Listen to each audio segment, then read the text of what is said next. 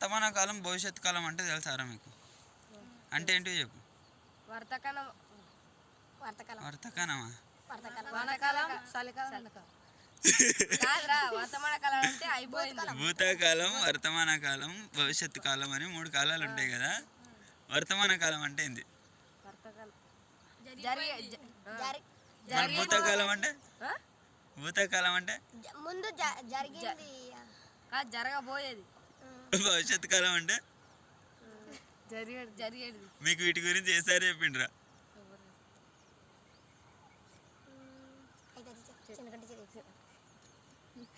తెలిసేదా? అది తప్పు. భూతకాలం అంటే జరిగిపోయింది. వర్తమాన కాలం అంటే ప్రజెంట్ ఇప్పుడు ఏం జరుగుతుందో అది. భవిష్యత్ కాలం అనుకో ఫ్యూచర్ అన్నట్టు. ఇంగ్లీష్ అర్థమైంది కదా.